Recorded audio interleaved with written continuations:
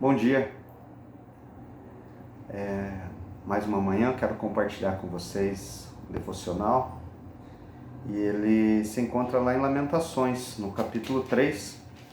Eu quero ler com vocês 3 trechos e nesses 3 trechos quero expor aí o que eu pude, o que me meditou, o que eu meditei e que eu aprendi com a palavra do Senhor. Então o primeiro trecho está lá no capítulo 3 de Lamentações, no versículo 21 ao 23, que fala assim: Contudo quero lembrar do que pode me dar esperança. A bondade do Senhor é a razão de não sermos consumidos, porque a sua misericórdia não tem fim, renova-se plenamente a cada manhã. Grande é a tua fidelidade. Aqui nós vemos Jeremias, depois de um tempo de provações, de tratamento. Você vai, no início do capítulo 3, nós podemos ver ali a descrição, o profeta descrevendo um tratamento rigoroso, um tratamento muito difícil pelo qual ele passou. Mas mesmo assim, depois de um tempo, depois desse tratamento, depois de buscar a presença de Deus, depois de ele deixar ser ensinado, avaliar e analisar tudo o que aconteceu com ele, com o povo. Ali você lendo, você vai poder entender melhor. Mas o que fala ao meu coração, que eu aprendo com esse texto e que nesse trecho que eu li, que aqueles que são do Senhor, aqueles que buscam a presença de Deus, agradar a Deus, que têm a convicção no seu coração, no seu espírito, de que pertencem a um Deus todo-poderoso, amoroso, cuidadoso, um Deus justo, um Deus fiel, mesmo passando por tremendas tribulações, por momentos dificílimos, ainda assim, depois de parar e analisar toda a situação, consegue ainda dizer que, contudo, quero lembrar do que me dá esperança. A bondade do Senhor é a razão de não sermos consumidos. Nós podemos passar por dificuldades, por lutas, por restrições, até mesmo por enfermidades, por problemas emocionais, por problemas de relacionamento, problemas financeiros, por todo tipo de tratamento. Mas se ainda temos dentro de nós a convicção de que Deus Todo-Poderoso está no controle da nossa vida, nós podemos declarar que a bondade do Senhor é a razão de não sermos consumidos. Ainda há esperança, ainda há esperança. O outro trecho que eu quero compartilhar é lá no finalzinho desse capítulo 3, ou melhor, no versículo 38, ainda não é o final do capítulo 3. Ele fala: ora, não é pelas ordens do Altíssimo que procedem tanto as desgraças como as bênçãos? Como pode então o homem reclamar quando é punido por seus erros e pecados? Vou repetir aqui a segunda, capítulo 39. Como pode então o homem reclamar quando é punido por seus erros e pecados? É uma pergunta. Ora, depois de um certo tempo, Jeremias, ele chega depois de passar por tantas dificuldades, provações, lutas e até mesmo algumas que não dizem a respeito a ele, mas ele como profeta sofrendo as tribulações, aquilo que Deus queria mostrar que iria fazer, o que estava fazendo com o povo.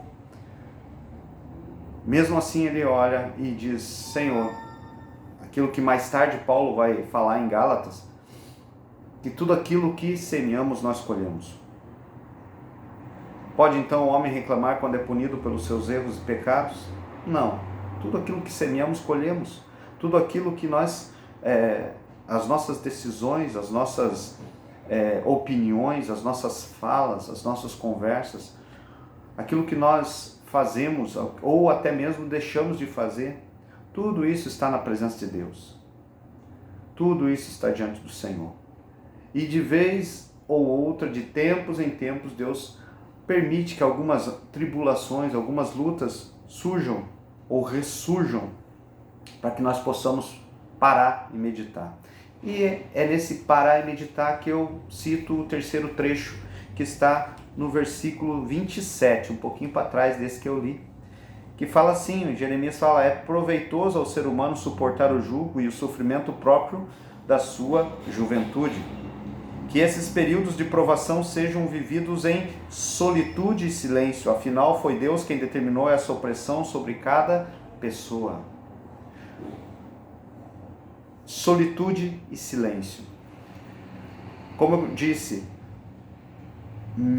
somente na solitude, ou seja, sozinho, quarto de escuta, ou retirado o tempo, como nós estamos voltando de um feriado, tirar algum tempo, tirar uns instantes para pensar na vida, para pensar nas nossas atitudes, naquilo que temos feito, naquilo que temos deixado de fazer.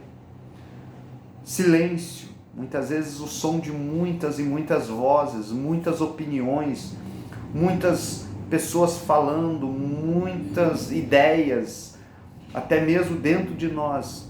Isso nos tira do foco, nos afasta de Deus, nos incentiva ou nos possibilita a cometermos erros ou deixarmos de tomar atitudes certas, corretas. E ocasiona o quê? Um distanciamento da palavra e da presença de Deus.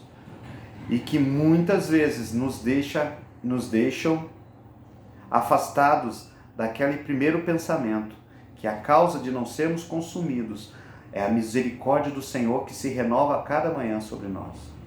E que um homem, uma mulher sábia, inteligente, temente a Deus, sabe que tudo aquilo que semeamos nós colhemos. E de tempos em tempos Deus permite que essa colheita seja feita. E como Jeremias fala, depois de ter descrito todo um tratamento que Deus teve com ele, que Deus permite que nós sejamos visitados pelas nossas dificuldades ou oprimidos pelo jugo, pelo sofrimento da nossa juventude, daquilo que fizemos anteriormente. Mas na solitude e no silêncio é um momento e uma atitude e um ambiente solícito ou de solidão e uma atitude de silêncio é muito propício para o momento em que vivemos, para o momento em que muitas vozes, em que muitas informações chegam à nossa presença, às nossas vidas, em que nós precisamos, primeiramente, entendemos que a causa de não sermos, a humanidade não ser consumida, é a misericórdia do Senhor que se renova a cada manhã. A causa de eu e você não sermos consumidos pelas lutas, dificuldades ou até mesmo por aquilo que semeamos, são as misericórdias do Senhor que se renovam a cada manhã. Que nesse dia e nessa semana nós possamos meditar nisso, que a causa de não sermos consumidos, da humanidade não ser consumida, é a misericórdia do Senhor que se renova, a bondade do nosso Deus. Tenha isso no coração, guarde isso e viva, dependendo da misericórdia diária do Senhor, em nome de Jesus. Tchau!